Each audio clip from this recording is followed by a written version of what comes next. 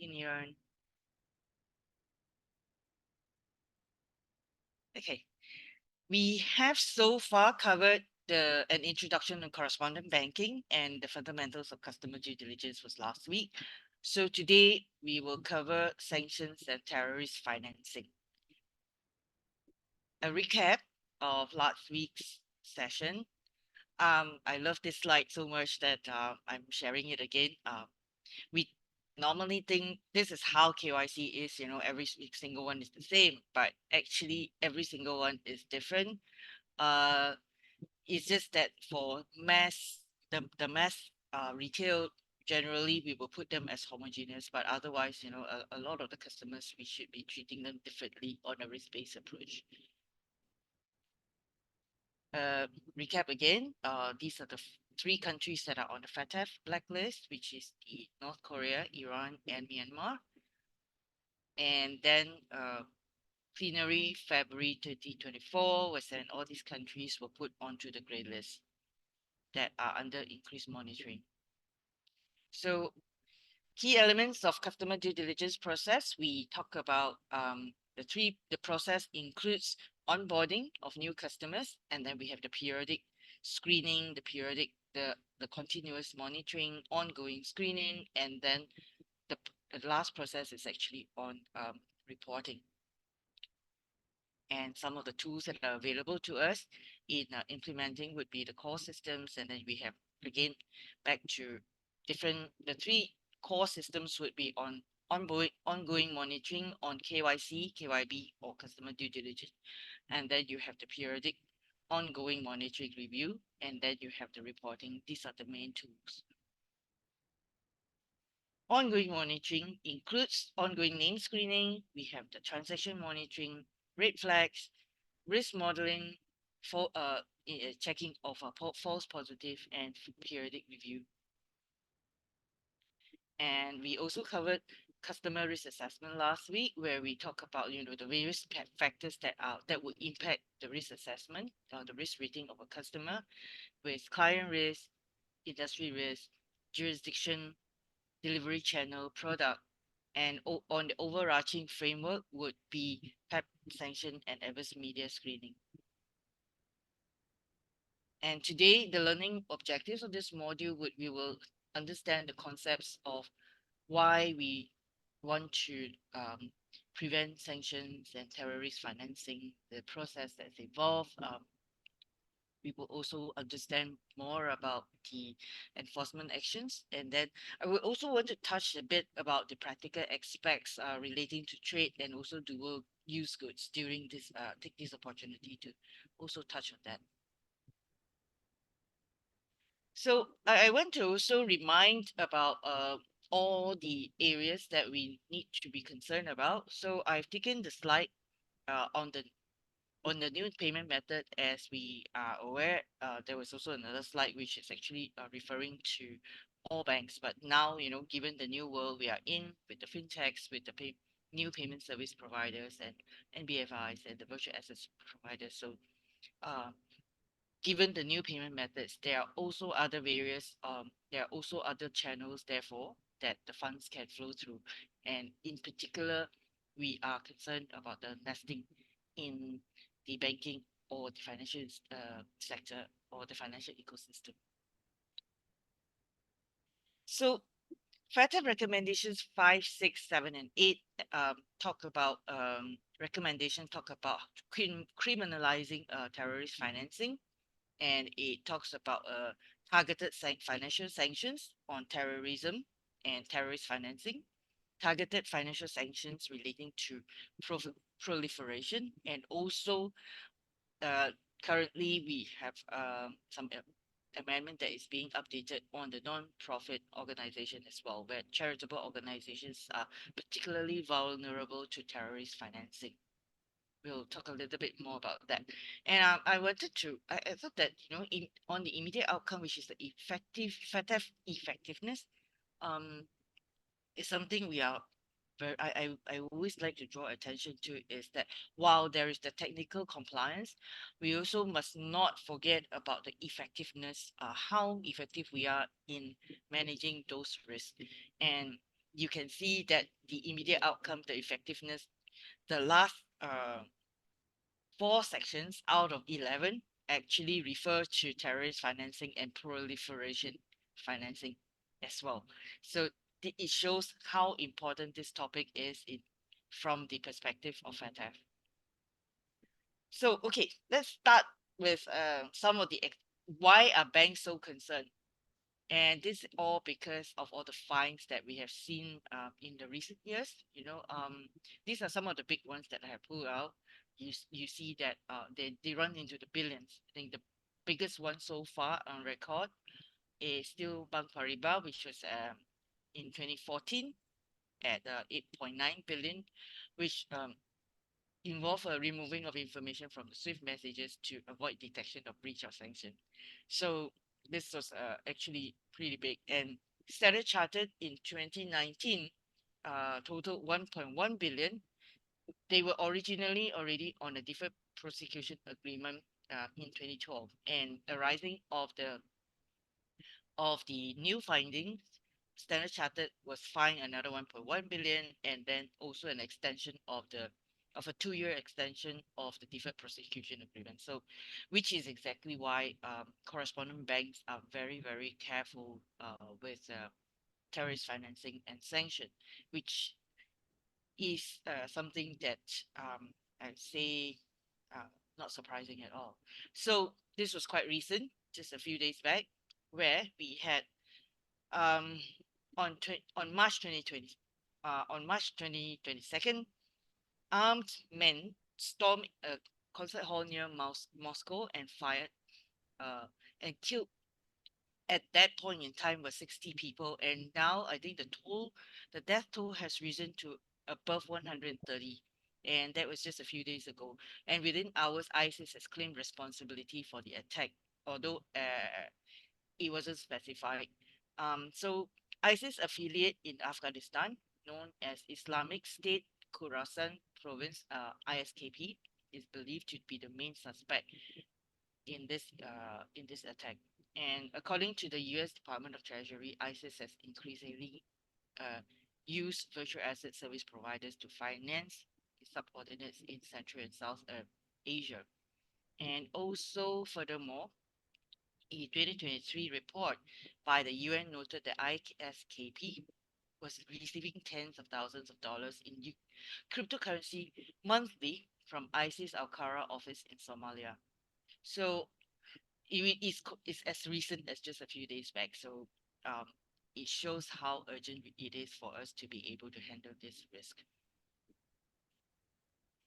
Terrorist financing is not something that is easy to identify, especially I remember it was in 2005 when the London bombing in the subway. It was identified that the bombs were actually homemade. They were not even military grade bombs. So that's why when it comes to terrorist financing, what with money laundering, we are looking at cleaning dirty money and make them clean. But with terrorist financing, there are multiple ways that you can actually finance terrorism. There could be the criminal way, or there could be the non-criminal activities as well. So thought that it'd be good for to share with you the okay, there is a video that I wanted to share.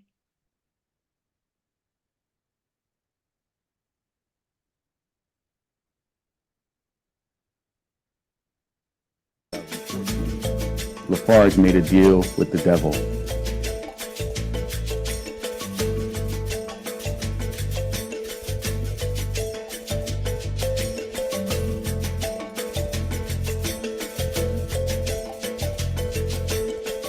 This has to do with a cement plant that a French company, Lafarge, operated in northern Syria.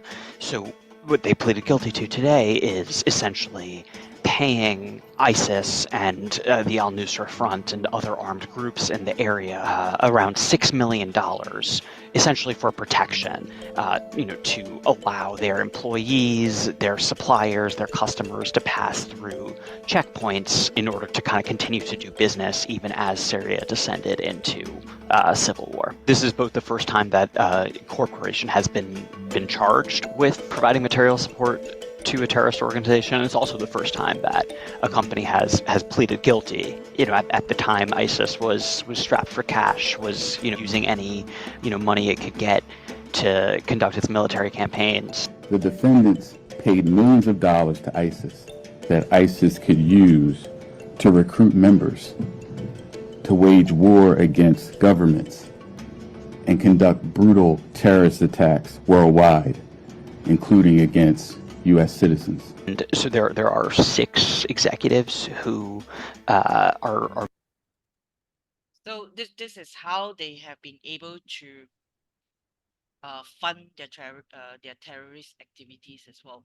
So let's just take another video. In Syria and Iraq, where ISIS controls vast areas. As the terror group gains ground, it is adding to its enormous wealth. Wyatt Andrews is in Washington with a look at how ISIS finances its fight. Wyatt, good morning. Good morning. ISIS has now become a financial power that's grown far richer and more organized than al-Qaeda ever dreamed. It starts with oil and gas and ISIS's ability to both steal it and then trade it. After ISIS expanded into northern Iraq, sources say its earnings from oil and gas reached roughly $3 million a day by selling on the black market for cash. Former U.S. intelligence analyst Lori Plotkin-Bogart says energy profits give ISIS its edge. We've heard ISIS described as the wealthiest terror group ever. Do you see them that way? That's absolutely right. ISIS is worth hundreds of millions of dollars. These photos, taken from an ISIS fighter's social media page, claim to show some of that cash. "Drown in your envy, hypocrites," he posted in Russian. The caliphate is getting richer. ISIS is also growing rich through crime, looting buildings, extorting local business, and taking tax collections from civilians. U.S. officials have focused on another stream of cash, private donations made to extremist groups, including ISIS, from the citizens of Gulf countries like Saudi Arabia, Kuwait, and Qatar. On this web post, So you can see how they are raising funds. It's not as easy to detect as with money laundering. And in fact, a lot of all these activities are just usual, how I would say that from transaction monitoring will be very, very difficult to identify. The only way for us is actually just to continue to have the ongoing screening and monitoring activities that go on, which we will cover in the next module. So what we shall next see, let me just go back to right.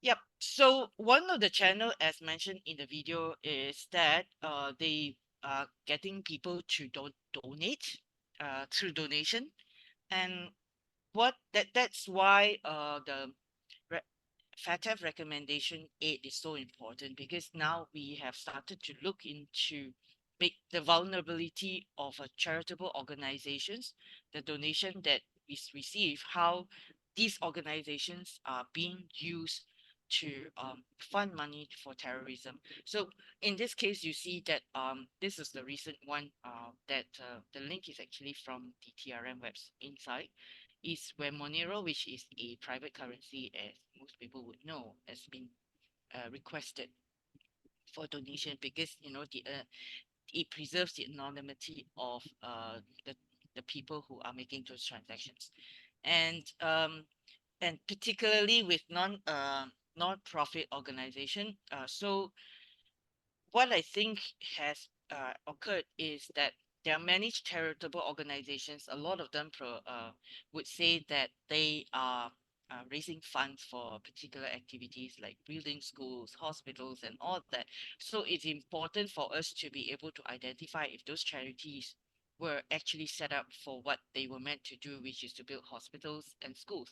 Even when it comes to building schools, it may be something to highlight that potentially they are building schools for training of terrorists. So that's why when it comes to not for charitable organizations, you would notice that banks are very vigilant in the way that they do due diligence. And so and especially if they are really small, rep the revenue is low, the transactions are low, generally banks have not taken them on board or even started to offboard them because the risk of running all these businesses are too high, especially in the risk in those sensitive countries where they may be used for financing of terrorists.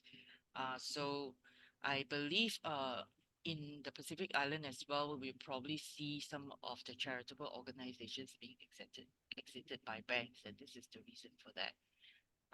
Maybe what I'll do is I'll stop, and if anyone has any comments or any questions so far.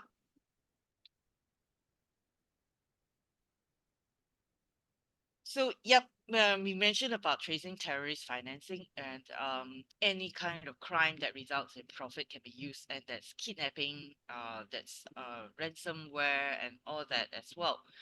And even where the risk of countries facing terrorism attack is low, we may still be exposed to the risk of terrorist financing. Um, that also includes countries like Singapore. I think in the national risk assessment that we do, uh, terrorist financing is one of the area that has a close attention. The government pays a lot of attention to as well. Sources for terrorist financing include low-level fraud, kidnapping, ransom, misuse of non-profit organization. So illicit trade, as we saw in the video as well, um, and also even some of the trades that actually some of the terrorist groups even have legitimate businesses, so we won't be able to identify that specifically. I remember way back when I was in the Middle East, we well, this is not terrorist financing, but it was more of um, weapon financing.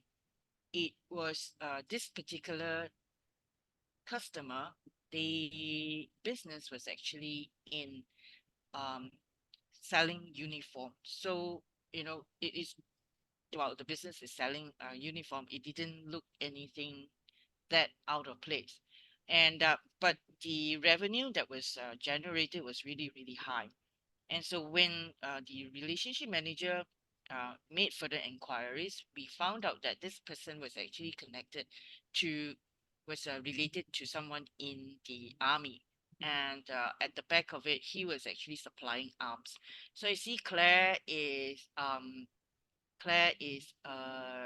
has put her hand up. So let me see if I can unmute. Hi, Julia. Can you hear Hi. me? Oh, hi. Oh, Hi. I'm nice. using Claire's link in this instance, and I've got Claire right beside me. Just a question for discussion on the terrorist financing.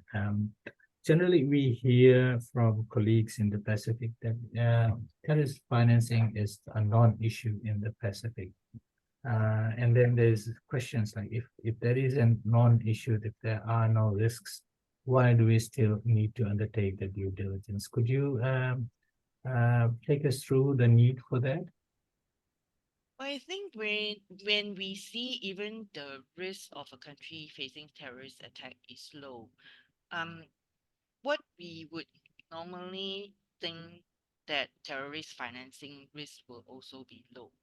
Now, the thing is, when it comes to transferring of money, we cannot discount the fact that the money will come through us as well. And in particular, if there are all these not-for-profit organizations, we would normally, in the past, I think that um, we would think that they generally are very low risk because it's for charity purpose, right? But what we have also found out is that they were the ones that were being used because they're vulnerable, and a lot of charitable organizations, they um, they need money, and so what they do is they don't do sufficient due diligence on who is giving them the money, and when they are dependent on any organization for money, naturally there will be a lot of all these activities that go on where they start to agree to do certain activities. So even that, um sometimes they could be coerced to do it. So from that perspective as well, and of course, when it comes now, the financial institution or the financial ecosystem is global. So even if from the face of it, Pacific Island may not seem to have a terrorism finance risk, but we also need to remember that funds can flow through, and any of the organizations can be used as an intermediary. So, and it is not so simple to just identify and say there isn't any of such activity. So, for example, as I talked about the London bombing, they were all very simple products, right? They were actually household products that were being bought from a hardware shop using even small amount of cash or credit card. And I recall during one of the training, it was mentioned that there were flight tickets that were booked using credit cards to Syria. But well, we can go. Any one of us can go to Syria for any particular reason. But for these terrorists, they actually went to Syria for training, and we wouldn't know that. So therefore, when it comes to whether any terrorists find whether the risk is low, we can also uh, consider this is that the recruitment is global. People can come from all walks of life, from everywhere in the world. So just because from that perspective, right? Definitely, we definitely need to pay attention to it. I hope that answered your question, Xiu. It does. And in the instance, for example, there is the standards that state that the framework for anti-money laundering should be risk-based. And if the risks are low, is there any chance of regulatory reprieve? And if there is, what could be some potential implications of that? Well, to me, I think that it is about documentation. So the thing is that I can give you an example of what happened about more than that.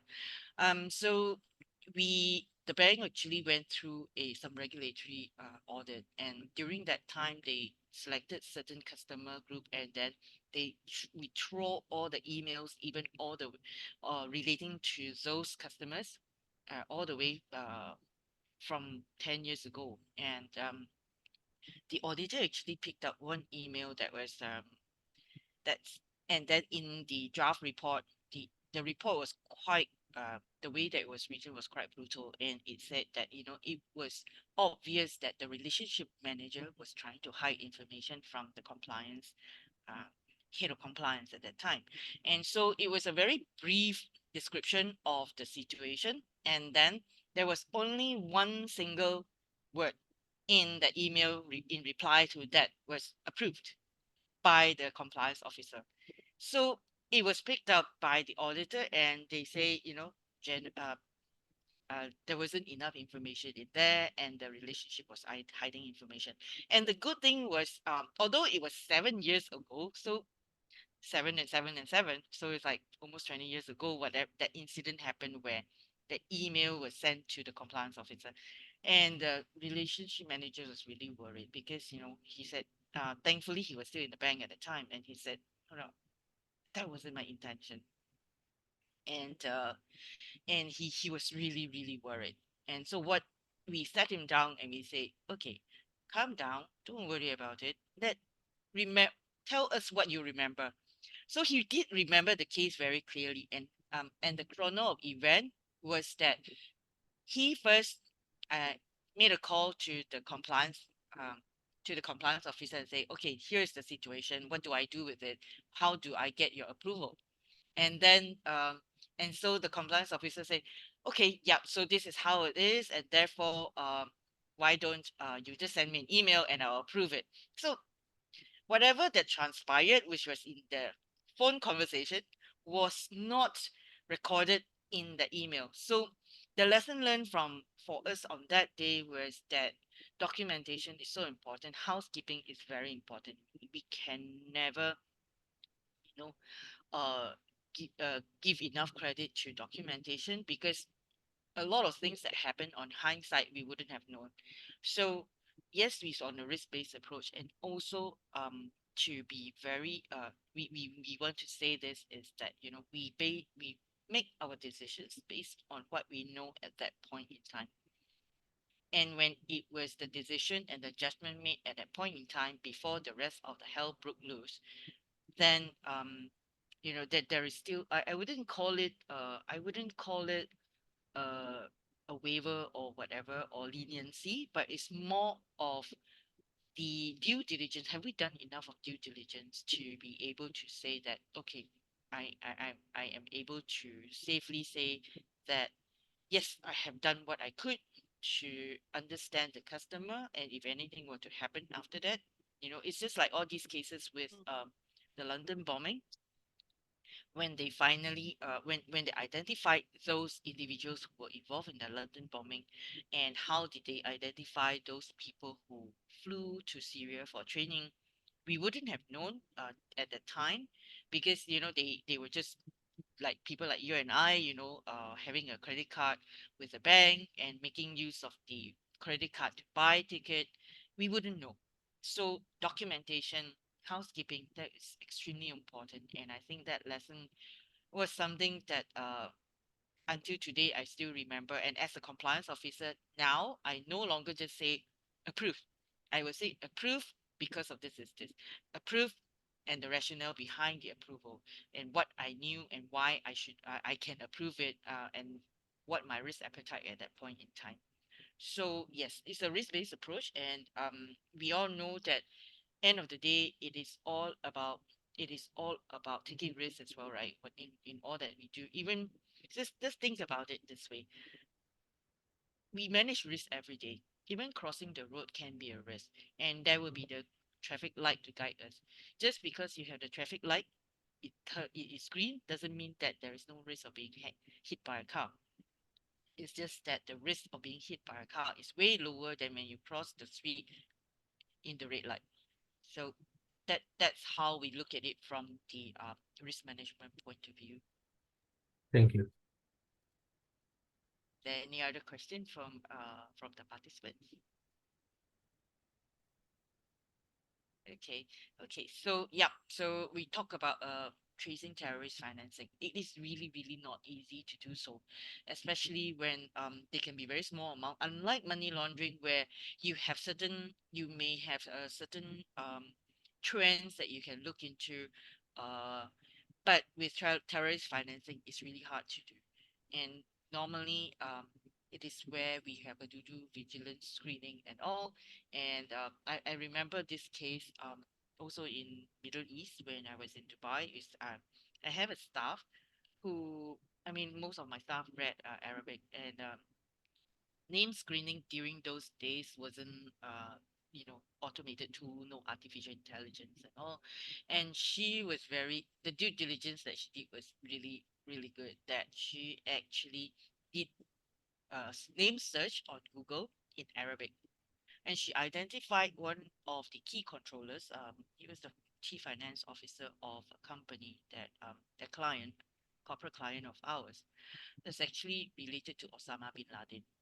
So it is in that situation, sometimes I say that it was by luck that we found something, but of course, you know, not it this again is like, what if you don't know Arabic, right? Then you won't be able to identify it. So there are all these activities when we put them together, which is why we need to have policies and procedures. in the policies and procedures, we put it very clear. These are the must-have, and if there's anything that we want to do over and above that, that is well and good. But most of the time, we don't have that capacity and or the luxury. Sometimes it's even luxury of time to be able to get into that, and we don't have the relevant skill set to be able to do the kind of investigation that some other organizations may have. So again, it's also whether we have the capability and capacity to be able to do that. It will vary from one organization to the last, to the next. And as what our case study last week, Anthony also raised this point, and I'd like to bring this up for those of you who may have missed last week's session. The case study was that, okay, a virtual asset service provider, a crypto exchange comes to you and to open a bank account, and would you want to onboard? What is your view about that? What are the considerations? So Anthony, he said that, one of the biggest considerations is whether I have the capacity to do it. I have the capacity, I have the tool available to me to be able to do the monitoring and manage those risks. If I do not have the capability to manage those risks, then I will not take on the business. So that is actually at the upfront of it to identify within ourselves whether we have the capability to do those business. And so that being the case, right, the national risk assessment of each of the country becomes extremely important, and that's what FATF is also putting a lot of emphasis on. Is that, based on the FATF, the national risk assessment of each of our countries, then we will be able to see what are the risks that we should be focusing on. It is a very good uh, guide rail or benchmark in terms of the kind of controls that we need to focus on and put more resources into. See, yeah, even in Singapore, although it may seem like, the risk of a country facing terrorism attack may be low, but from the national risk assessment did have a full consideration on the risk of terrorist financing as well. And proliferation financing is basically about financing of a weapon of mass destruction. And this was what I mentioned. This, again, something quite difficult to identify is because, some companies, they may have different, the business activities that they have, con- they have on record may be something different from what they're actually doing. So it is very important for us to also be able to consider the transaction monitoring perspective of it and the vigilance from the relationship manager. Had he not been so vigilant and started to wonder why someone who supplies uniform is able to generate millions and millions of dollars monthly, we would not have identified that this customer was actually involved in uh, weapon weapon supply, because he it may be something that from his perspective, his activity is mainly on doing making uniform, but the weapon supply, which is only less than 10% of his activity, is generating most of the revenue.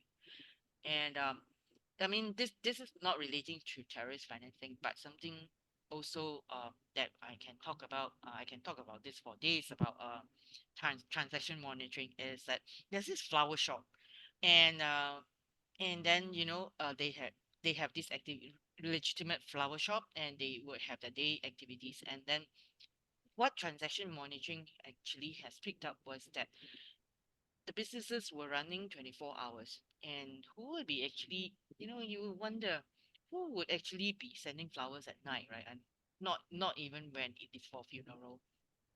And so what when the relationship manager went to the field and to do a survey in the evening to see what is actually happening there, what he realized was that uh, during the day, the business owner was the flower shop owner. She was selling flowers, and then at night was when the son uses the flower shop, and it was receiving funds on credit card from the flower shop, and he was selling drugs. So being able to when it comes to this kind of activities, it's actually very much about being vigilant and being curious. And because you just don't know what happens when you just think this is something out of the norm. If it's something out of the norm, then it's worthwhile taking a second look and see whether um, you would want to investigate further into it and even go to the field to see what's happening there. Okay, so next, understanding sanction. So maybe we can uh, type in the group chat, in the chat, what do you understand by sanction? Who issues the sanction? Who supervises compliance, and who and what can be sanctioned? Um, Anyone has any view on that? Please type in the chat.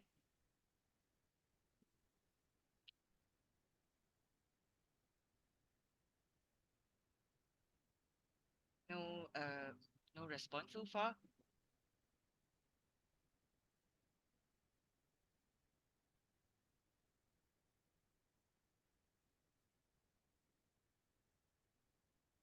Uh, maybe I can call on Chin Yap.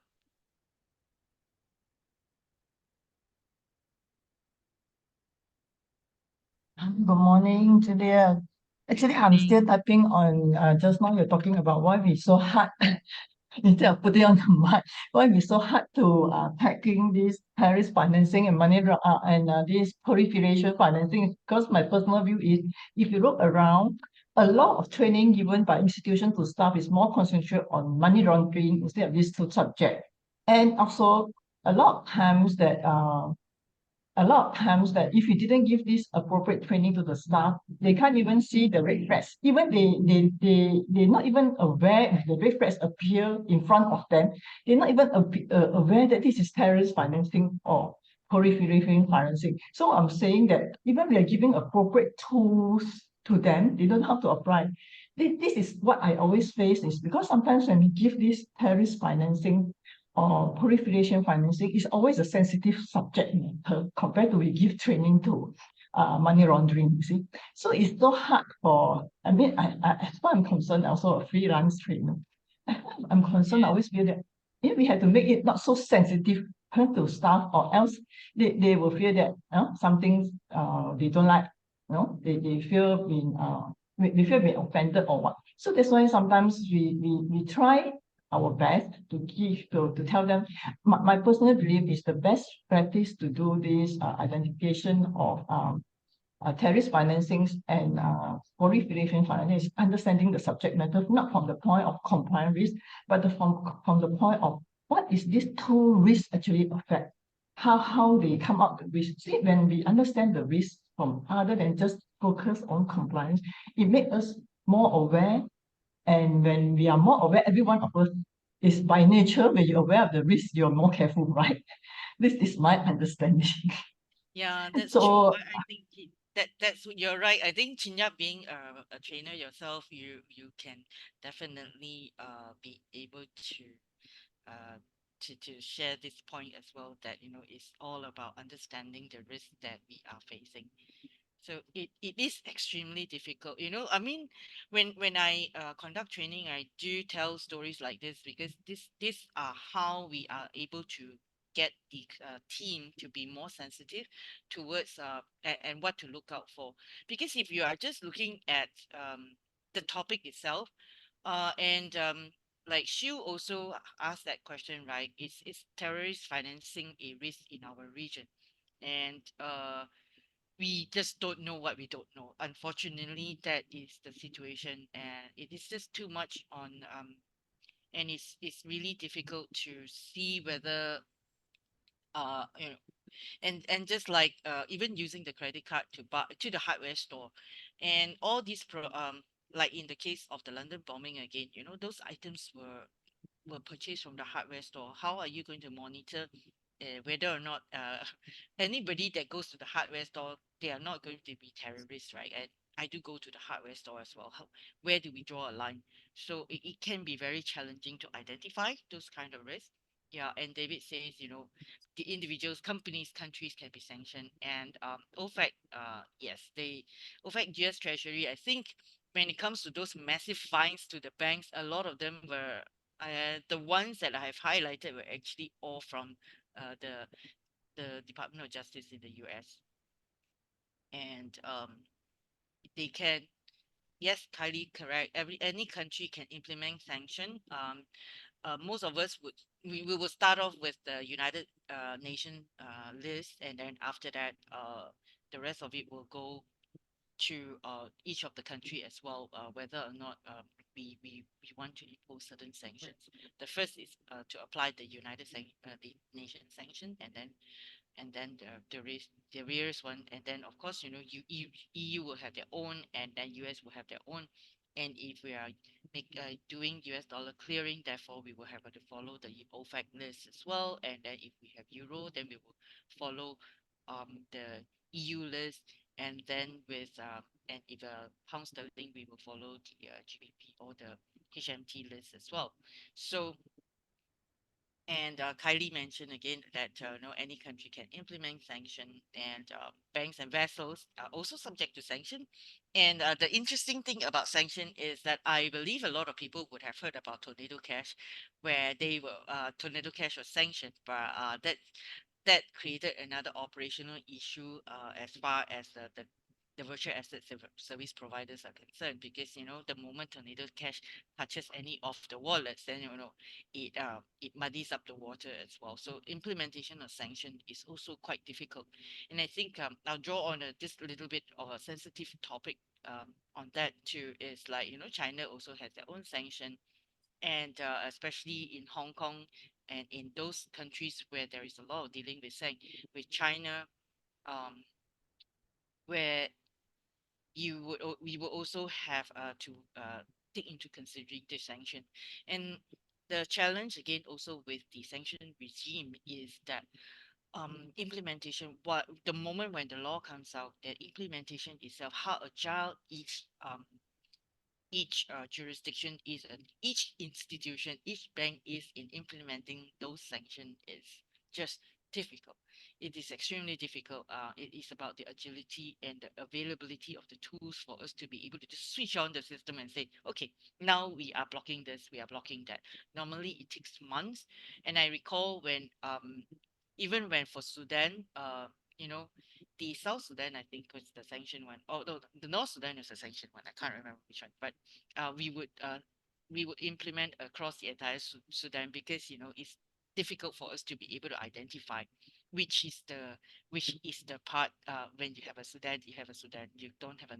We are not able to in our tool identify whether it's a north or south. Um, yeah. And then these are actually economic tools. Yes, correct. And Anthony says that it's the economic tool that is used by government and international bodies to direct against a party to obtain a certain action. Um, Julia, yes. this is Jin Yap again. Can I actually add some things that nowadays, if actually look at sanction per se, when we started as from the United Nations, you see the objective is now has been diverted to, but applied by other countries, become a political weapons.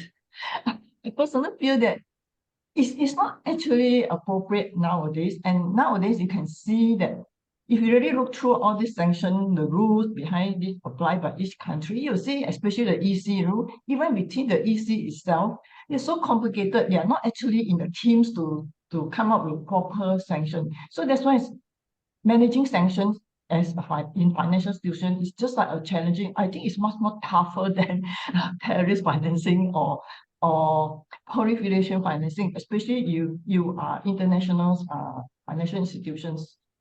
It just, this is why those who handle trade finance, I think it's really a havoc to them, because it's so hard to trace. Now if you read the newspaper, got ghost vessels some more. Yeah. It's so hard. I find that it actually deviates from the actual purpose of economic sanctions and peace, or to maintain peaceful for this world. See. So Yeah. Yeah, there's a lot of time now that it is very politically driven. I mean the whole spirit of sanction, especially comprehensive economic sanction, was to prevent terrorism. Like getting um getting North Korea to put down their weapons, or Iran and all that, for conflict resolution. But there are a lot of I would say a lot of collateral damage, in the sense that the entire country economy is being impacted, and also, people are suffering because of the sanction, or economic sanction on the country, and people can be really and there are a lot of moral hazards as well involved. I recall having issues with some of the customers way back in Middle East, where there would the loans were given to them during the time before Iran was sanctioned, and then after the loan, after that, the business was running, everything was fine, and especially in UAE, half the population probably have Iranian connection. So, and it became really, really difficult. And then what do you do with the loan? Are you going to continue to accept repayment from them, because it will be a loan coming from the repayment will be coming from a sanctioned country, and revenue is coming derived from a sanctioned country. So these are some of the practical challenges of dealing with sanction. There were a lot of issues involved in even in the case of that particular non-performing loan. Eventually it became a non-performing loan. Was at the time when I left UAE, the legal suit was still going on, more like getting all the legal documentation in place for us to be able to make a loan recovery from the customer that has gone delinquent. One is because the business had to close down. The other is, even if he wanted to pay the loan back to us, he had to take it from Iran. And so how do we do this? So implementation of sanction is really, really a very challenging situation. Yeah. And due to the Kylie mentioned as well, that due to the membership of UNSC, they are not able to pass a resolution, and reliance now is on individual countries to implement. That's correct. And we do face that even in Singapore as well. We face a lot of challenges, especially in the trade finance and in the shipping industry. And then we it's basically, that's where it comes to having the proper documentation, and why we do what we do is important, and getting all the legal sanction has become a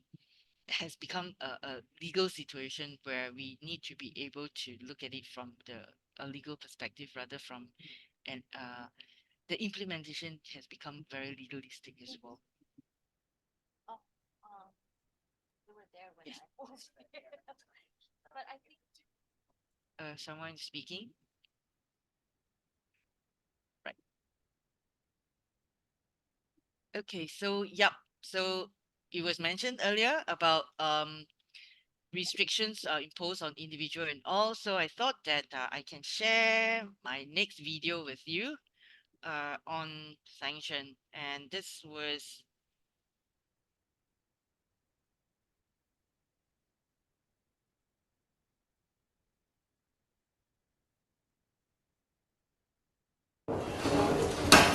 Cuba has laid claim to a load of weapons found stashed on a North Korean cargo ship beneath a consignment of sugar, describing them as obsolete.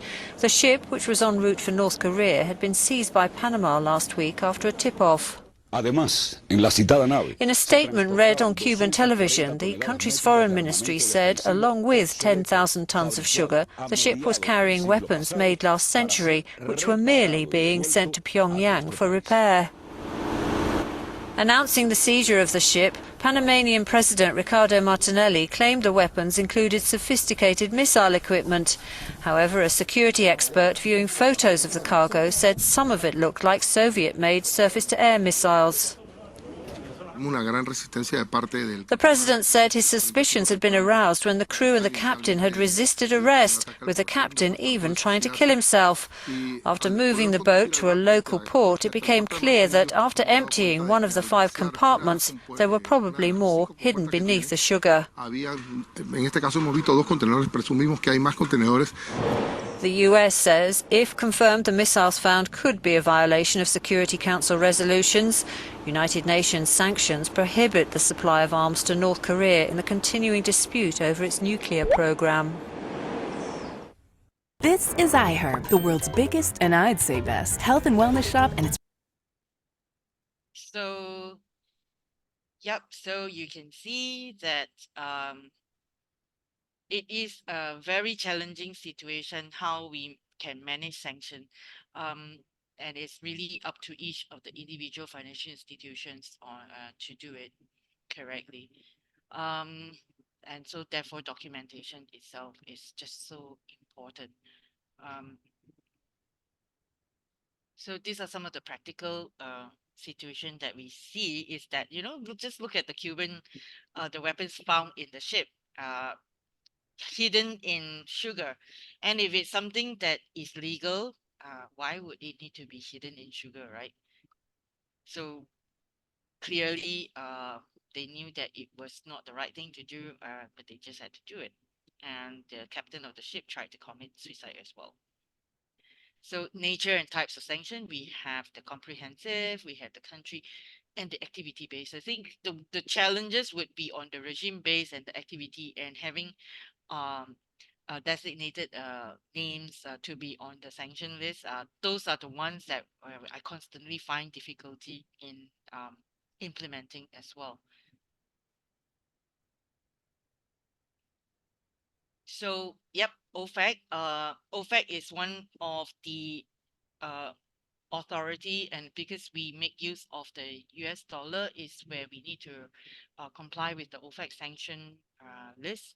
And so there are a lot of them that they have the targeted foreign countries and regimes, and they have the terrorists as well, and then international narcotic traffickers, and all those parties that have been identified to be connected with the proliferation of weapons of mass destruction and any other threats that are uh, to the national security, foreign policy, of the economy of the United States.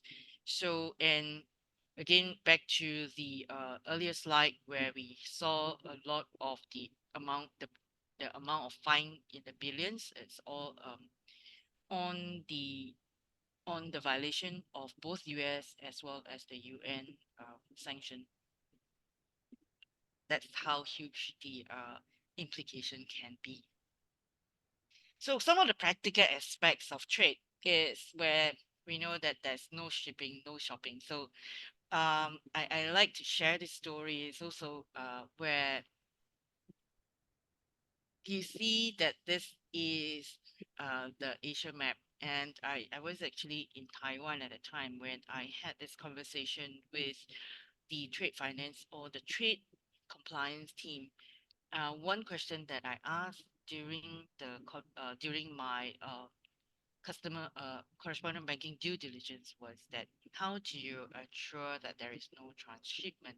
So I think from the perspective of transshipment, even that word itself, I don't think many people were familiar with it. You know, is where in the middle before you reach the end destination, there could be the picking up of cargo or dropping of cargo, and and then again during the good old days where you don't have a real time tracking of ships, we have to make use of the International Maritime Bureau report. So risk-based approach. So ask the client. So when do you request for an IMB report? That's an International Maritime report, Bureau report. And she said, oh, it's on the risk-based approach. So how do you define risk-based approach? So what about those ships that the destination are to Middle East? How do you identify that? And she says, no, well, it's quite easy because, you know, in the bills of lading and all the ports, that all the ports would be to either Jebel Ali or to Soha. Soha is in Oman. And then they would or and then they say, you know, it shows that it's not going to Bandar Abbas. I was like, okay, great. So let's have a look at the map. You see, when you go to when you go into Jebel Ali, where do you pass? Jebel Ali is in Dubai, and you will have to pass into the Gulf of Oman, into the Persian Gulf before you go to Jebel Ali. You see in the map on the right hand side, Jebel Ali is just next to, is just at the border of Abu Dhabi, Dubai, Abu Dhabi. So this is where the ship would go. You would see that when it passes Gulf of Oman to the Persian Gulf, you will definitely be right in the middle, in between Bandar Abbas and Oman. On a good day, in Dubai, a fast boat ride is not that far. It's about what, 4 hours at max to Bandar Abbas, and then from the tip of Oman, on a clear day, you can see the shores of Iran on the other side. So, for someone who is coming from the Far East, they may not be familiar with the map of Middle East. And these are some of the practical challenges. I feel that this is not just about talking, trying to get training becomes very difficult. Then how do you train someone to read at a map, to know where the ship is going? So for somebody who is familiar with the region, yes, they will be able to identify it. But so training is where we would need to also get the team to understand the geography and how the ships are passing, so that we can get a more holistic a more holistic kind of knowledge as well, because implementation from the practical aspect is just difficult. And I remember there was a case as well where um, we had a client that sold high quality Persian carpet. And I think now we a lot of us in fact, when I was in Cambodia last week, someone told me that he didn't know that Persia was the old name for Iran, and Persian carpets come from Iran. So of course, we had we had a team member. I mean, my team member. One of them was the one who did the due diligence in Arabic. The other one was someone who just happened to be very curious and say, "Aren't Persian carpets from Iran?" And so she asked the relationship manager, "Uh, where are these Persian carpet from? Aren't they from Iran? Especially when you say that they are high quality Persian carpets, right?" And so the relationship manager said, I mean, he did some checking with the client, and the client said, "Oh, actually, these high quality Persian carpets were imported from China. So they are made in China. In fact, made, they are not made in the original country." So these are again hard for us to go deeper. And what do we say when all the sources are pointing to those carpets being originating from China? Again, it is back to documentation. How deep do we want to go in to investigate whether they really came from Iran, routed through China, and then come back into the Middle East? So some practical challenges to consider as well. And another wonderful story that I love to tell is about pistachio. Um, Pistachio is originally from Iran, and I had a friend who was in this business in the Middle East, and I asked him, "How do you get the nuts to Dubai, and how do you pay for them?" So he said, "Whereas, don't worry about it. I don't use the bank to trade, and especially when it comes to nuts from that country." He said that make use of barter trade. So I don't know how many of you have actually watched MI4 Mission Impossible 4, where Tom Cruise was kidnapped, put onto a boat. Essentially, we call it a dhow, and it was at the creek. The creek was something like a river, where uh, in the movie there were people actually moving goods up and down from the boat onto the shore, and that was where the barter trade actually took place. So some in ingenious ways of doing the trade, despite the sanction. As long as, of course, when it comes to banks, it's where we are the first line of defense, financial institutions being the first line of defense, where with with the implementation in the bank, it does reduce it. It doesn't eliminate it totally as well. So different challenges. One is, understanding the geography, and then understanding how things could be routed back through another country, and also understanding alternative means of actually doing trade with sanctioned countries. Yep, this is yep. Yep, okay. Can I add some points? Yes. Share some points to just now what you're sharing with us. Thanks, Chinyap. I always Yeah, love to hear actually, your views as well. when you look at sanctions, especially in terms of trade, besides understanding from what we actually look from the rules and practical aspect, I think we need to apply some common sense because from my experience, when shipments, sometimes have to see the weather of the country and the port. If it is winter, how can the ship enter? So sometimes, as a banker, when you look at the bill of lading or not, the port, you should, this is winter, can the ship enter the sea? So there must be something funny, which raise your suspicious. This is what I believe.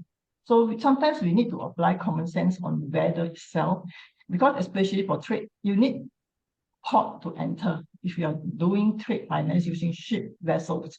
So you have to apply this type of common sense, whether is it logic or not logic, you see, so that you can see, is there further investigation you need to ask from the customer when they give you this documentation. This is what I like to share with you all, because it's from my experience. I've seen that somebody tried to export palm oil during winter.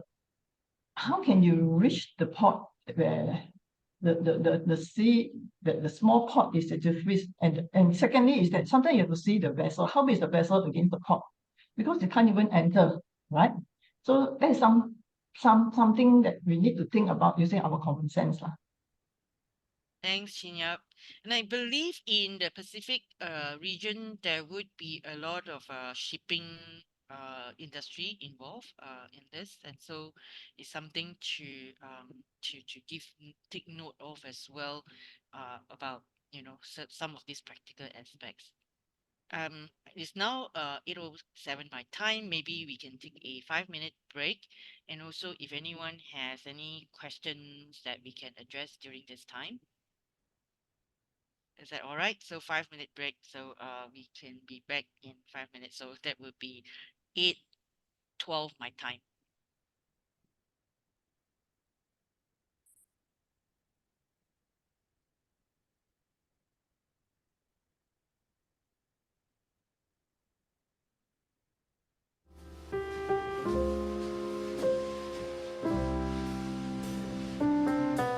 And if anyone would like to ask questions, feel free.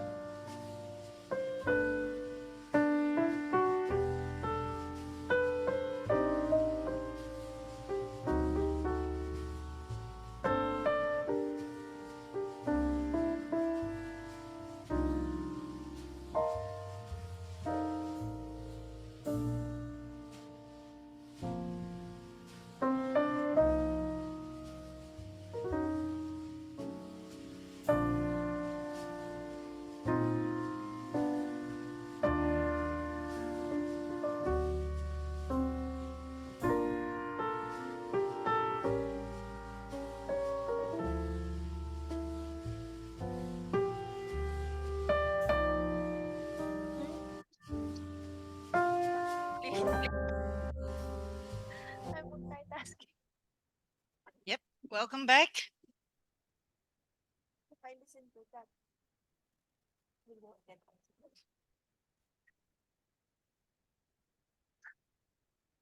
Welcome back, everyone. So let's continue. And yeah, I think that in the Pacific region, where we are focusing on today is that I believe that it will be the same with a lot of the other countries that we have a similar situation as well, where staff training continues to be of utmost important. Not just about ticking the boxes. The checklist will always be there, but to be able to ask the questions and be curious, as Chin Yap also mentioned about having the common sense. Is it possible that during winter the ship will be able to go through in the ice and all, unless of course you have an ice class ships to be able to do that, and how big is the ship, and these are the kind of things that any staff, especially in the trade finance or trade operations side, would need to be trained to be able to identify some of these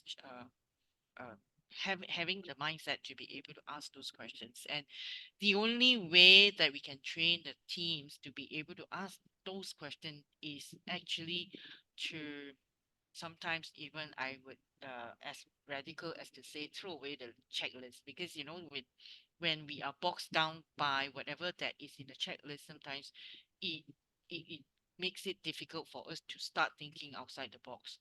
And yeah, so basically when we have a checklist that is just say ensure you do this, and then after that to have open-ended questions, to say, to ask questions like, does the business model make sense, does the ship route make sense, and this is the kind of due diligence that would be able to identify issues relating to sanction and terrorist financing. Otherwise it's just extremely difficult.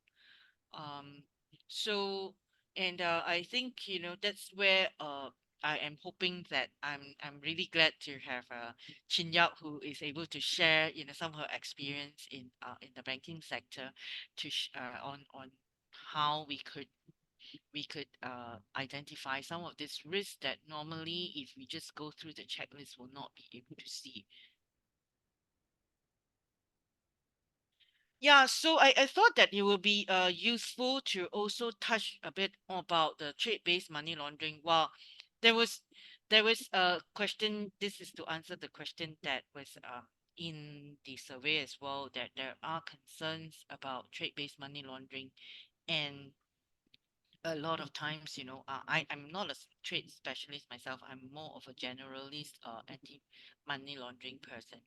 But when it comes to trade-based money laundering is where I personally do feel uncomfortable as well about it. And then okay, so these are some of the red flags that we have on trade-based money laundering. Over and under invoicing is something that is pretty common when it comes to money laundering. Is where you would see a significant discrepancy between the stated value of the good and in the invoices and the actual market value. And these are some of the things that are quite difficult to identify unless we are quite I would say vigilant again in this case, is where, especially when it comes to scrap metal and all. So there are certain industries that will be more vulnerable to this risk of over and under invoicing. And then even with trade-based money laundering, and I think there will be inspection done on the boat, on the ships, on even checking out and weighing uh, the whether or not the weight of the ship is actually is what it is reported in those documents. So there are various things that needs to be done even at the port to prevent trade-based money laundering, and it's not a simple process. I mean, there will be a physical inspection involved as well. And multiple invoicing, where it involves generating multiple invoices of the same transaction. um we have seen that happen in the banking environment. I've seen some of that as well in some of the clients, and typically for those that I have seen, they are more because of I mean, it involves fraud, and it also involves the customer wanting to window dress and to make their revenue bigger than what it seems to be. And of course, the other reason is for money laundering. Misrepresentation of goods, quite common. I mean, one of the thing that the misrepresentation of one good example would be the one where the ship, the Cuban ship that was confiscated, where it actually also had military equipment uh, wrapped together with the sugar, right? So these are some of the misrepresentation of goods, and some of the times the captains may not know, but in this case, it did appear that the captain was aware of it because he attempted suicide. Um, and So normally the captain of the ship will go through the entire list of of what was being loaded, and then they will do the checking, and then also make sure that so some may there may be more or less depending on the speed of the custom clearing as well. So the the captain of the ship and the crew will also play a very important role in, and of course, there was a mention about ships being sanctioned. Yes, so and then these are the ships or the shipping companies that typically do not really follow some of the due diligence process that they are meant to follow as well. So it's quite it's common that we see that. And then high risk products, and then there are more because of the precious metal, like for example the pharmaceutical and precious metal, and that we can talk more about that later as well. And yeah, so and especially and then on unusual shipping route and method. So I recall there was a case where the customer was importing palm oil from Indonesia. And but the strange thing was, why would you import palm oil from Indonesia and then its route through Thailand, and then after that to India, and then on to Middle East? Was there a need to actually, when you're from Indonesia, there's already a port there. That is there a need for you to route it through Thailand, and then having multiple documentation and bills of lading and all that is actually more to hide the origin of the goods. And why is that so? So these are some of the example. This is one example that I recall seeing, and then having to do some investigation and understanding from the client why that was the case. Then we normally do not use cash transactions in international trade. I've actually not seen that before because trade finance facilitation between the two banks is because uh, parties generally do not know each other. That's why banks would use to facilitate those trades, and cash payment is not usual for trading between countries and cross borders. Um, and then also we have third party or unrelated parties. Why are these parties involved in those transactions when he or she or this party actually did not need to be there? So and then shell company. So in the correspondent banking due diligence questionnaire, there was a question also on whether the respondent bank shell companies, this is one of the reason, is actually the shell company or these front companies being used to obscure the beneficial ownership of the assets involved in the trade transactions. So that's why in a lot of our policies now we uh, specifically mention the prohibition of having relationship with shell companies or um, shell companies or shell banks. So quick question on that. Can anyone share with me the difference between a shell company and a shelf company? There's a difference between shell company and shelf companies. And what is that?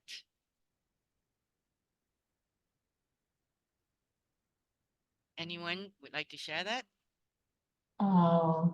Julia, if I can ask, your shell company actually referring to the front company? Yes. Okay, usually when the shell company you set up without any purpose of business, you don't see any transaction, but it's just for window dressing transfer the to show there's a transaction. But for front company, there's actually a company as this with proper transaction, but in behind that there is more transaction which is actually I would say is illegal transaction as well, inverted comma.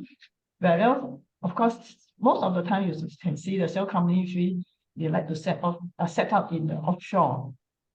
You see, and the structure is complex, but for front company they can be simple. Okay, this is what I understand so far at this stage, because currently there is a lot of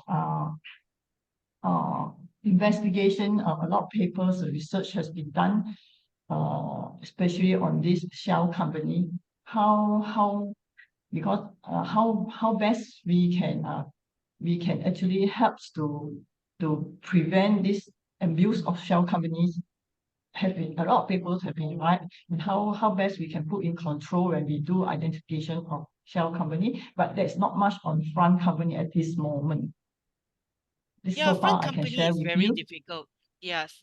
Like the example I gave about this company is legit the flower shop, and the mother did not intend for the company to become a front company for the son's drug trafficking activities at the back. So some of them are unintentional, and of course some of them are intentional. I remember, I think it's still there, is that I came from Kuala Lumpur, and there's a street full of bridal shops, and a lot of these, I understand, they were actually fronting some other activities, money laundering as well. So yeah, so actually there was one terminology that I was trying to introduce as well. It's called shelf company.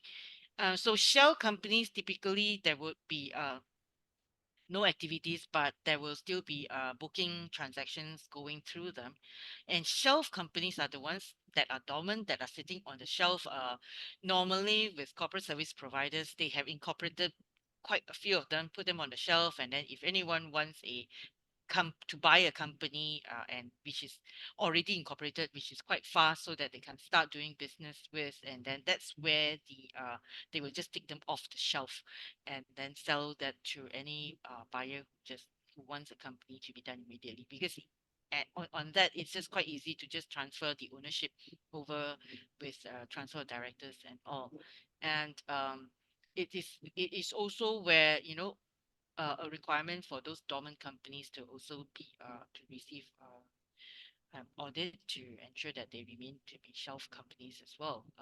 And of course, what we are seeing in recent times is that corporate service provider company secretaries and all that are also under tremendous vigilance.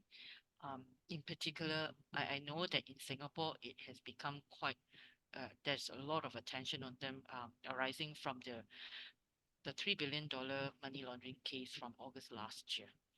And round tripping is okay. Back to our slide is a round tripping transaction is where transactions where the goods are sold and repurchased by the same party, some often in different jurisdiction. And this was a case that again I was it was picked up by one of our business officers at one time, was where he did notice that there's one company that was constantly trading with another, which is quite common because you will have your usual buyer and supplier, right? Your counterparts that you deal with.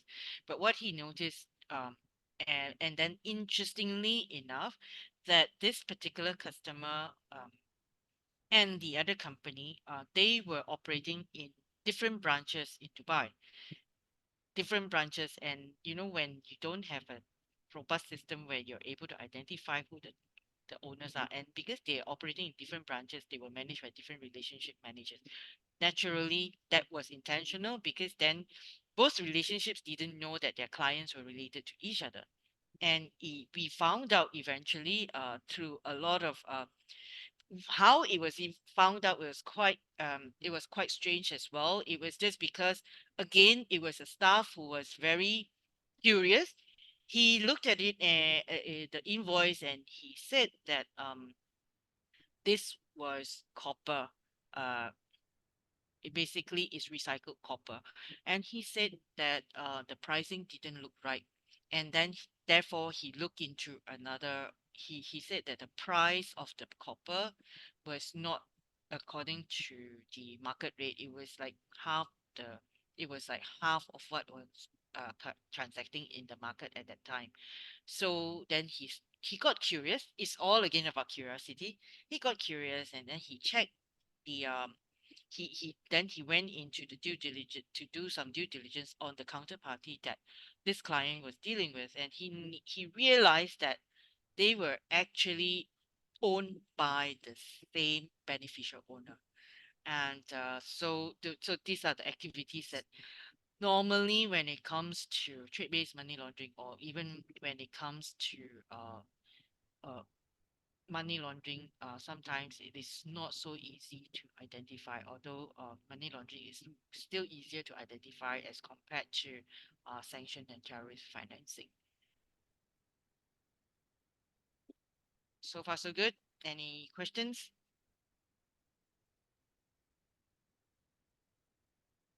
Yeah, and last but not least, these are just some of the common red flags. And as we are sitting here talking about common red flags, right?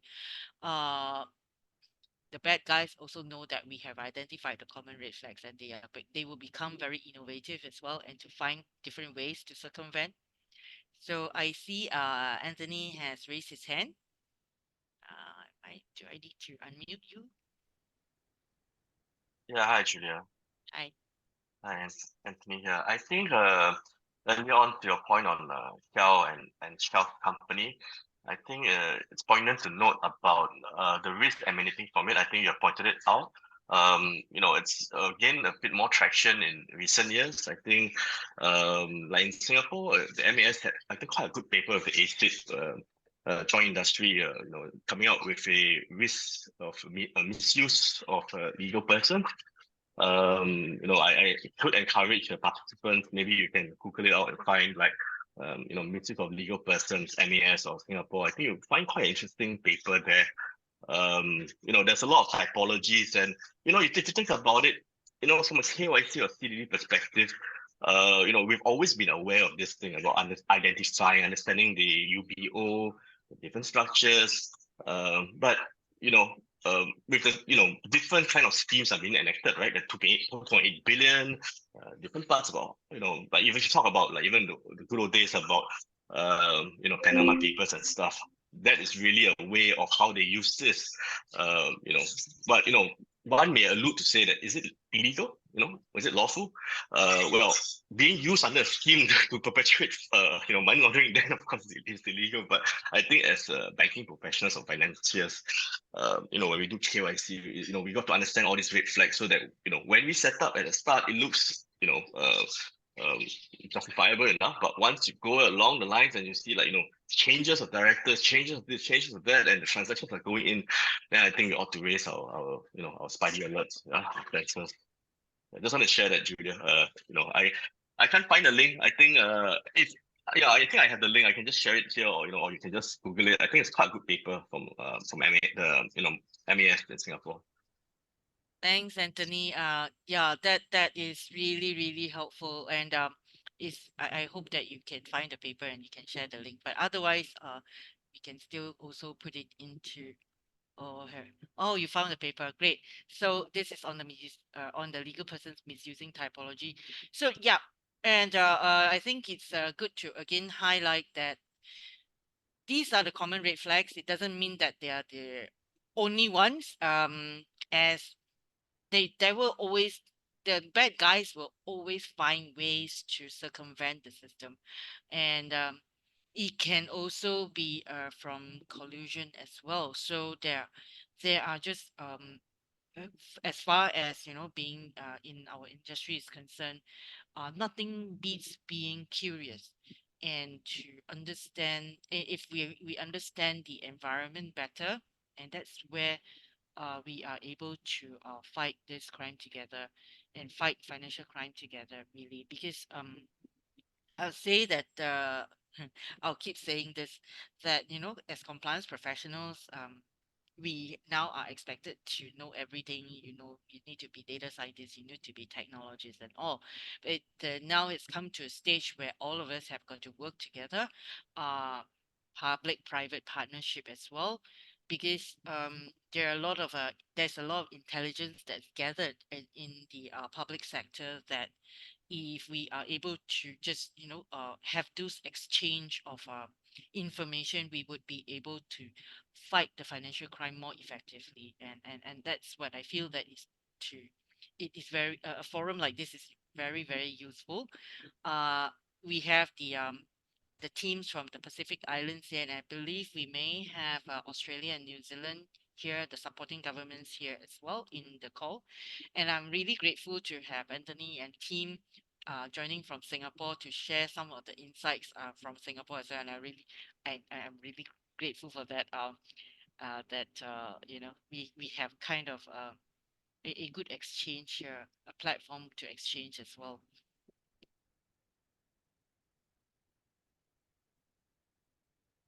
Yep. So, when we talk about trade-based money laundering and terrorist financing, proliferation financing, that's this something that is close to my heart.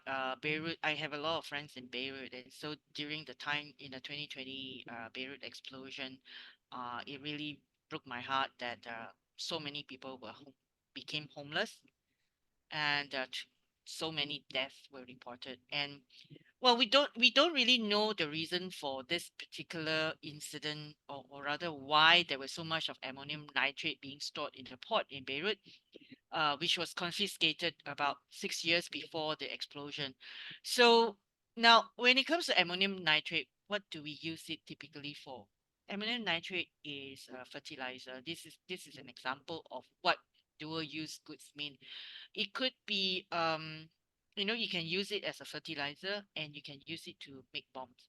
And I remember also, I like to tell stories, and someone actually mentioned to me that when I questioned we had a client that was a fertilizer manufacturer, and I did question this. I say, how comfortable are we that they are going to be selling these fertilizers for legitimate purposes? And this was a client that was in Pakistan, and they were exporting fertilizer to just across the border, which was Afghanistan. And that was my question. And some the relationship manager at the time, he laughed at me. He said, how much of effort is needed, Julia, for you to be able to extract the element from the fertilizer to make bomb? This is ridiculous. It's it it doesn't happen that way. Then, of course, the other question that I have, okay, so they are not exporting the fertilizer across to make bombs. Then what are they actually planting in Afghanistan that uses so much of fertilizer? So, yes, and what is the product in Afghanistan that we can think of that would need so much of fertilizer? Opium, or rather poppy comes to mind, right? So yep. And so in any case, we eventually exited the client because it just didn't look right. And we were not able to, I mean, what the reason wasn't because we had good, I mean, from the conversation with the client, we actually had good grounds to believe that there was more to it than just exporting fertilizer.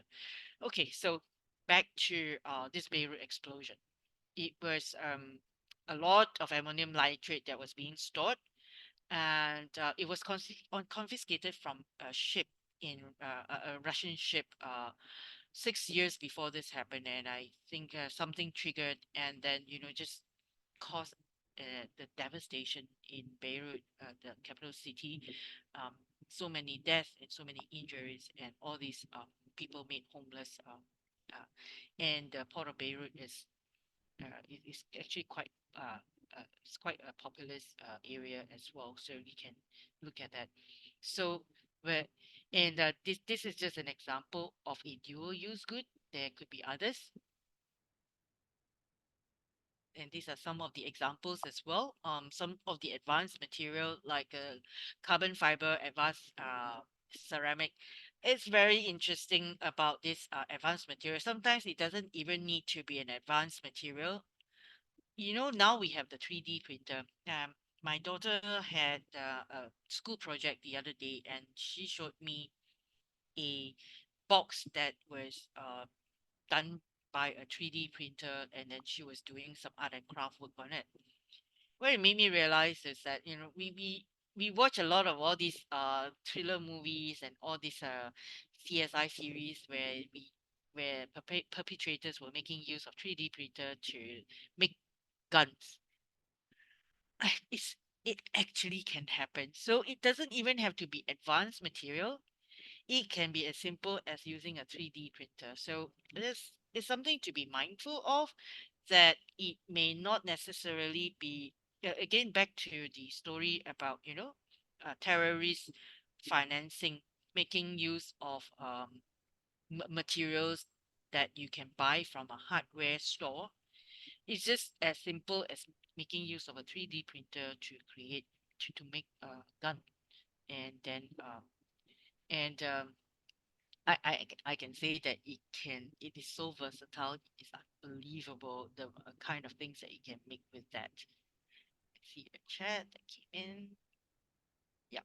Yep. So Darren shared about the fertilizer bombs being low tech, viable and powerful. Yeah, that was something that at that time when my fears, or because I wasn't familiar with it, and so when someone told me that it actually takes a lot of effort, I bought it. I bought the story, and then yeah, now and never really gave it much thought until the the explosion that happened in Beirut in 2020. So it was a good 5 years before I eventually found out that, hey, it is actually possible for fertilizer bombs to be made.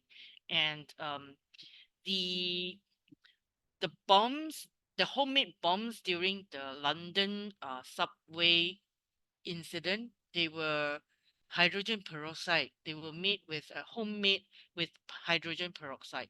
So it's extremely so this is where having our teams to be not to say, I wouldn't say to be paranoid. I'll say that all of us should be curious if certain things of course, in where we have bank branches where bank tellers are still able to see the behavior of the customers that walk in. So it's still much easier than now we have the fintech and all these new payment methods where non-face-to-face onboarding is becoming a norm. And when you have all this becoming a norm is where, and if those payment providers are making use of our respondent banks to transact, is where it doubled the risk as well. And it becomes also very critical for the therefore the regulators to also have stringent AML, CFT programs or regulations or regime to cover the fintechs or the new payment methods. It's not just the banks, and they should apply similar standards across the entire financial ecosystem. You just don't know where it might hit us. Yep. And so electronics, right? Uh just as it's just as simple as how we are told in when we are in the plane to go on flight mode, because our telephones or mobile phones might interfere with the technology, with the radar technology, or the in the planes. That it is exactly the same thing. And there are some of these technologies like even um drones can be used. We have a really high powered drones that kids play, and they can be used as they can be used as a military tool as well. And drones can fly as high, and there are drones that are being used for for taking photo and for video and for recreation purpose.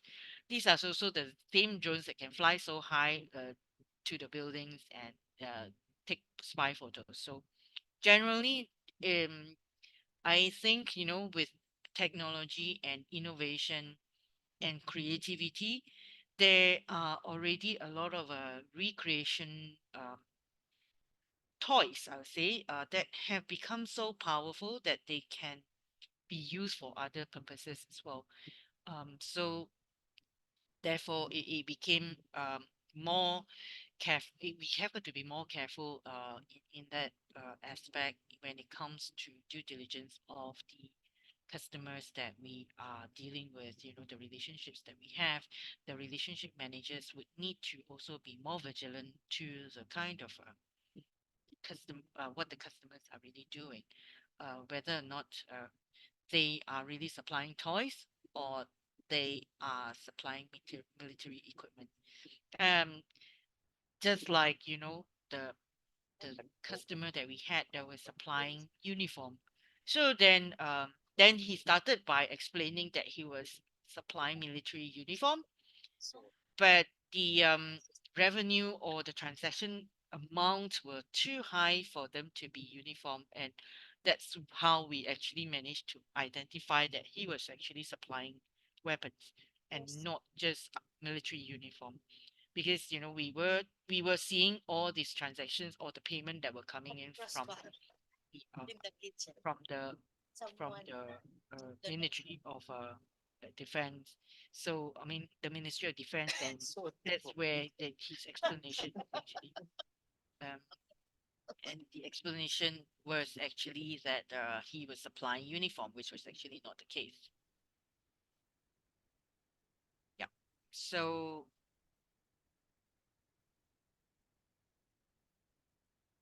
yep, more on this. We have these are all the slides, and robotics, autonomous systems, drones, as I mentioned earlier, are biotechnology. So when we have biotechnology that's being used for good in agriculture and medicine, it can also be used in the development of biological weapons or for military research as well. So there are a lot of all these tools that basically can be used for good or it can be used to harm people.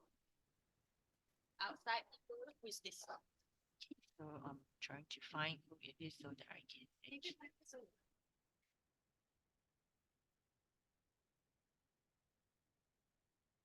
Yep. So this is a discussion about dual use goods, and so today we can have a bit more time for discussion at the end. Uh, I'm so these are the result from the survey. There were concerns about digital technology. I think we'll cover that over the period in the next few sessions as well. And then we talk about how to identify and detect and prevent fraud and scam. I think fraud and scam is a global phenomenon, or rather an epidemic right now, and there's a lot of concern, and we can definitely have a discussion around how us as individuals as well as organizations can help to prevent or protect our consumers as well as to prevent fraud and scam. So that is a long topic on its own.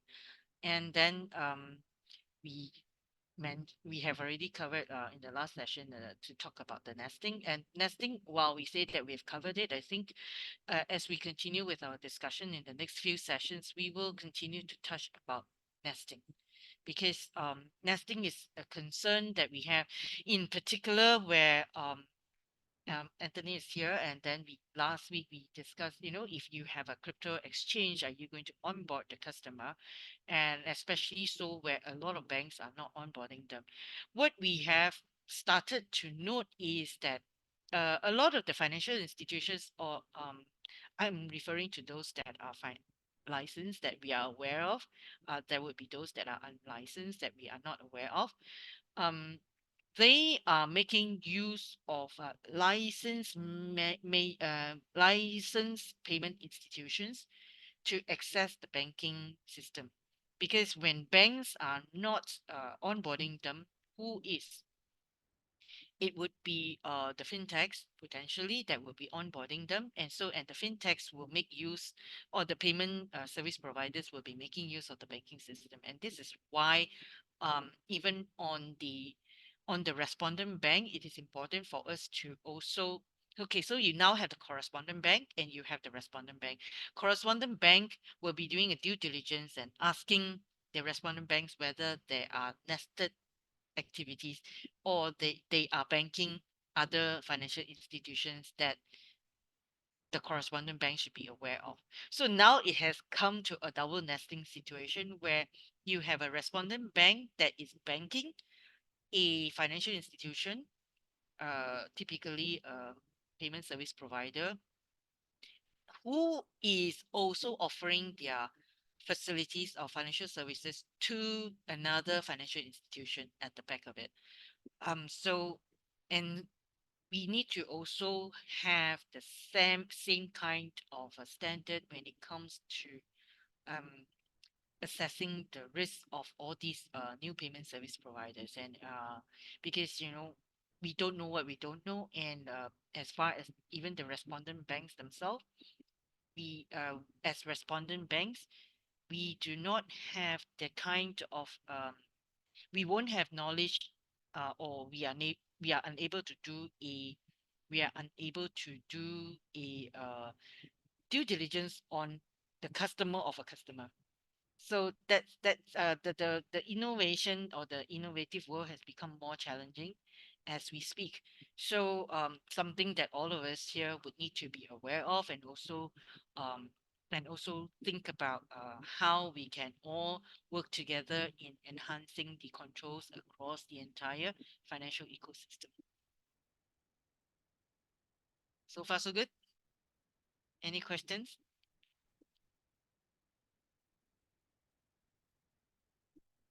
Yep. And yeah, so on the policies and procedures, yes, we will have all the policies and procedures in place, and we would have all the checklists. But end of the day, it's about giving our teams the right level of training so that they are to empower them as well as to enable them to pick up anomalies, which is getting more and more difficult with technology, especially. And one of the things that I thought would be quite interesting to also touch on, there was a comment about some concern about how we ensure financial crime is not facilitated through blockchain, smart contracts, and distributed ledger. Um, a very, very good and pertinent question in our environment nowadays. It is particularly so. Okay, so when we look at the concept of anti-money laundering, counter-terrorist financing, the entire process would remain the same. Like, we would have the processes in place to when it comes to the controls in place when it comes to onboarding customers, screening of customers, and then you would have the ongoing monitoring in place, as well as we would have the reporting mechanism. The reporting mechanism will talk about, investigating suspicious transactions.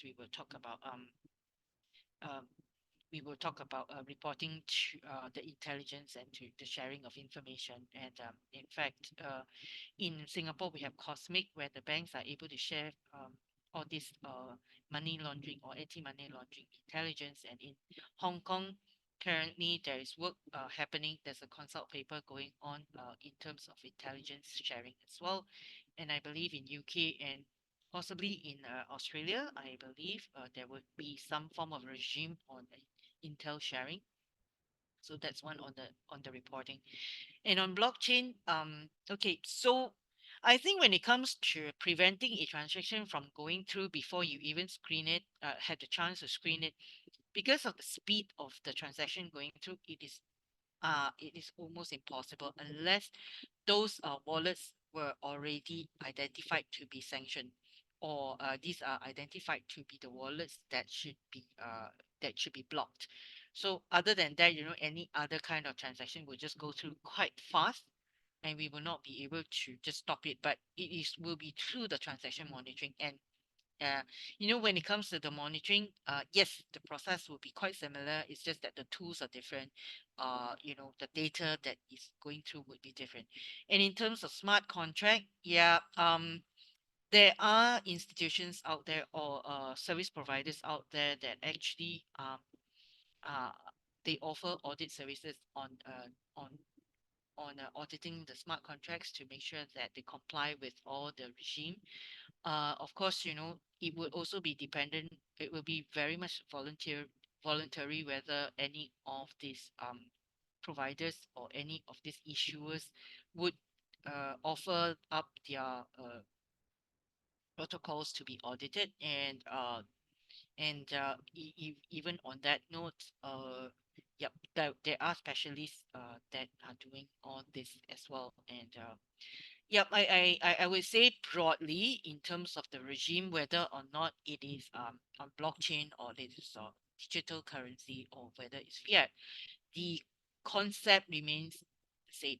It would be that the tools are different and the processes would be different.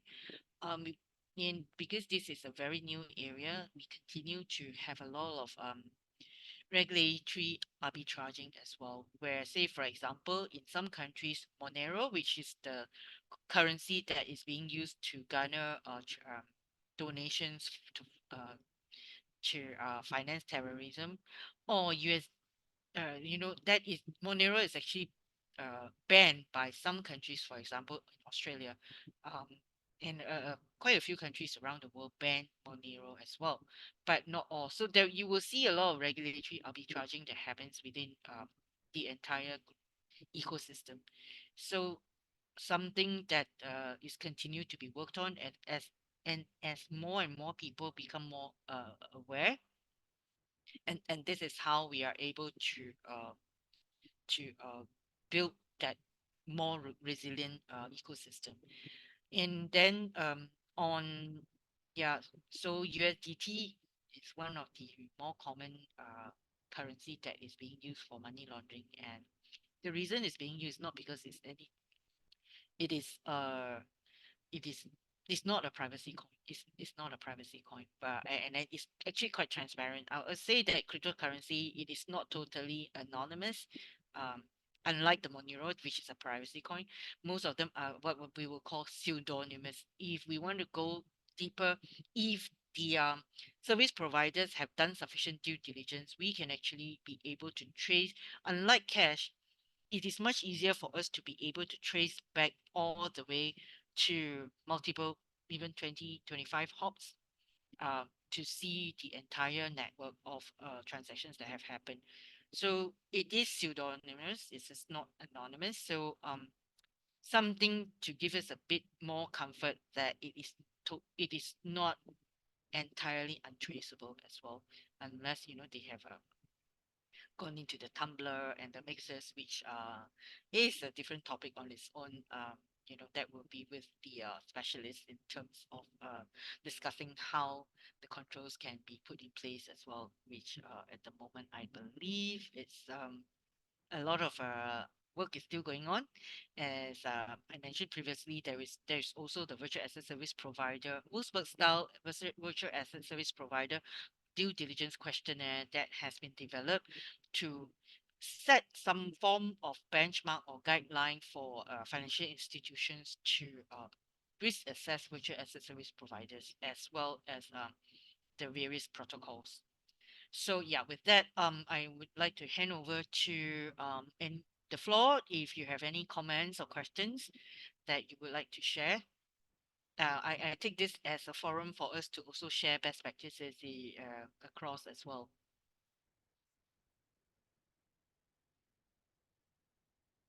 Yes, Anthony,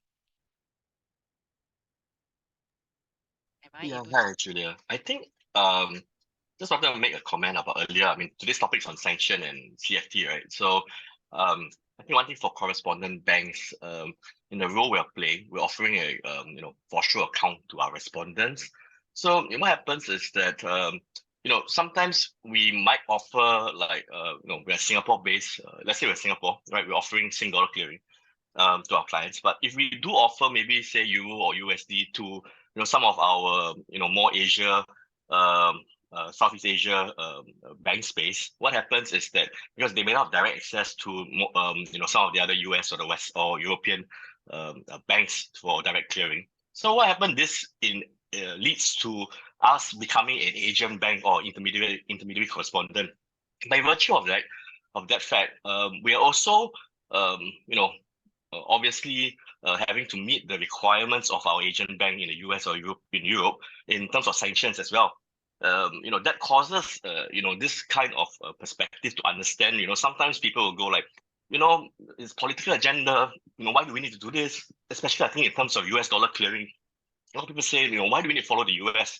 But I think that's the perspective that we need to bring into, especially in the banks, right?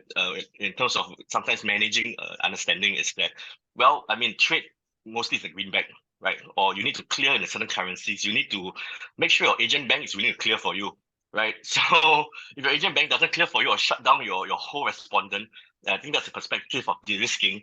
Then you find that you're kind of out of the game. So I think that's why for us, and all this is so important: the trade-based money laundering, the sanctions, the understanding of different jurisdictions, sanction rules, in fact, also, and to make sure that we adhere to it. I mean, just a practical aspect, Julia. I suppose probably common sense, but I just wanted to bring this out for perspective to say that when managing even my correspondent banking risk, respondent risk, KYCC and sanctions is a very big part of my day-to-day as well. Yeah, I think sanction is an extremely big part where a lot of people do not have much understanding about. You're right, Anthony, and especially for correspondent bank, coming from your perspective as a correspondent bank, is that if you do not abide by those requirements or the laws, you will lose your US dollar license as well. The clearing license is extremely important. It is part of the rice bowl of the organization. Um, so yeah, I mean, political agenda aside, I think most important for us is to be able to continue to do sufficient due diligence on that. And then I think on sanction, unfortunately, it is here to stay. I think, of course, there are good points from it in the sense that, what we are trying to also make use of sanction is to counter terrorist financing. And this is something I think that we can all play a part in. I mean, just the last 2 days where you see 100 over people who are innocently killed while they were in concert in Moscow. Um, the war with Ukraine aside, it's something that all of us can definitely play a part in to prevent, or at the very least make it inconvenient for those perpetrators. And with that, I have no further. Okay, so then next is, yeah, if you have any further questions, I park this again in the I park this link again in the parking lot, so that if you have any further questions, share do ask the questions, because what I would like is that if you have any questions or concerns that we can address in the next session, it will be great. So any questions at all that we could share, or if you have any comments that you can think, share best practices as well. I would like to take this opportunity of us during this event, this a series of 7 webinars, is during this time to for me personally, is to also understand more about the region that I am personally not familiar with, and also to create a platform where the participants are able to also share the concerns, the best practices that we have. Make it into kind of a community support, because I think as we move along with technology, it is just getting more and more difficult with time for us to manage the risk as we see it. So yeah, with that, signing off. if no one has further questions or comments. Julia, thank you very much for another well-run session. This has been very informative, and I'm sure all participants would have benefited from it, either as a refresher or to understand why this level of due diligence is required. Much appreciated. Thank you. And I thank Anthony and his team as well for participating, because I think sharing their perspective from a correspondent bank. Okay, this wasn't planned by me, but I am really thankful that to have people from the correspondent banking space who are really interested to also impart their knowledge and to share their perspective. Unplanned totally, but I'm grateful. Much appreciated. Thank you to Anthony. Okay, so yep. Thank you very much.